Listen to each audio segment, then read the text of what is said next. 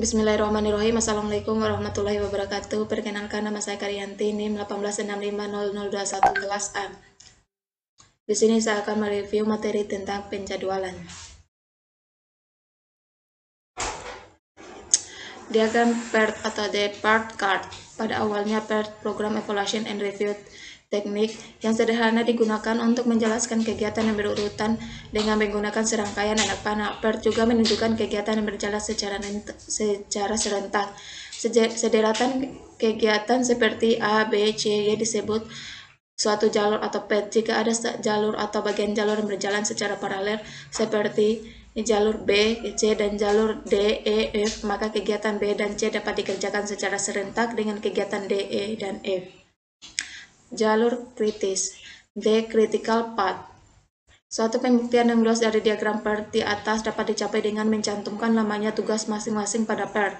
Jalur terpanjang dalam jaringan kerja dihitung dengan menambahkan namanya waktu sepanjang jalur. Garis ganda menunjukkan CP lengkap. Mengetahui jalur kritis merupakan hal penting bagi PM. Jika suatu kegiatan pada CP meleset membutuhkan waktu lebih lama dari yang direncanakan, maka tanggal pengiriman proyek akan meleset. Float atau slack, suatu periode waktu di mana kegiatan dapat meleset tetapi tidak mempengaruhi CP dan tanggal pengiriman. Total float adalah waktu total float di mana kegiatan sebelumnya berpengaruh pada CP.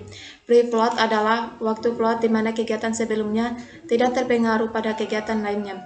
Project float, beberapa float pada beberapa kegiatan adalah hal yang dimiliki manajer proyek untuk digunakan sebagai kebijaksanaannya. Beberapa manajer proyek kadang melangkah terlalu jauh dengan tidak memberikan informasi tentang kegiatan-kegiatan floatnya. Penempatan sumber. Jika Anda mengerjakan rencana secara manual, diagram PERT merupakan diagram yang paling baik digunakan untuk menggambarkan lokasi sumber.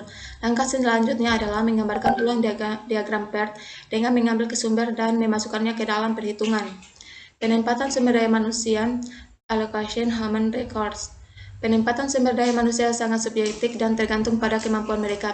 Tetapi ada beberapa hal yang harus dipertimbangkan. Penentuan tugas kepada seseorang disesuaikan dengan tingkat kemampuan individualnya. Jangan memberikan tugas yang mudah kepada para ahli, jangan memberikan tugas yang rumit kepada para pemula. Memberikan tugas yang hampir sama pada orang yang sama, hal ini akan mengurangi waktu untuk mempelajarinya. Berikan tugas penting pada orang yang Anda percaya. Berikan tugas yang memerlukan komunikasi pada satu orang yang sama dan untuk menekan interaksi antar manusia. Jangan lupa bahwa pimpinan proyek membutuhkan waktu untuk mengawasi khususnya pada saat awal proyek. Penempatan sumber daya non-manusia, allocation non-human resources. Sumber daya non-manusia diperlukan untuk proyek software seperti hardware, komputer, paket software, sistem operasi, informasi, manual, pelatihan, jaminan komputer, layanan, cetakan, dan sebagainya. 3 batasan. Seperti yang kita lihat yang lalu, Anda bisa mendapatkan yang baik, murah, atau cepat. Bila menambah beberapa sumber daya akan mengurangi lamanya tugas tetapi biaya meningkat. Memindahkan orang yang dipercaya dari kegiatan yang rumit tetapi kegiatannya pendek ke dalam kegiatan yang lama. Mungkin mengurangi waktu secara keseluruhan, tetapi ini akan membahayakan seluruh proyek jika kualitas pada tugas yang pendek dikurangi. Jadwal atau diagram Gantt. Diagram Gantt adalah diagram bata yang menunjukkan waktu. Disebut Gantt karena ditemukan oleh Henry Gantt. Langkah-langkah untuk menggambarkan Gantt adalah: langkah pertama, gambarlah satuan waktu di posisi atas. Pilih satuan waktu sehingga Anda memerlukan tidak lebih dari dua diagram.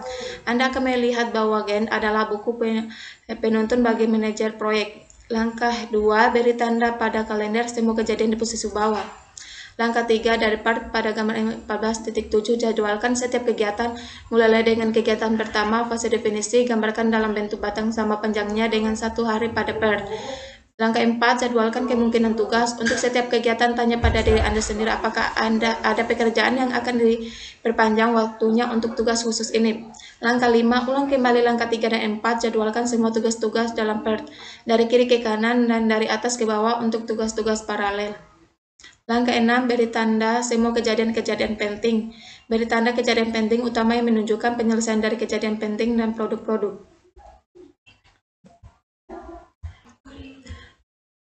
Baiklah, mungkin itu saja materi yang saya review. Lebih dan kurangnya mohon dimaafkan. Billahi taufiq wal hidayah. Wassalamualaikum warahmatullahi wabarakatuh.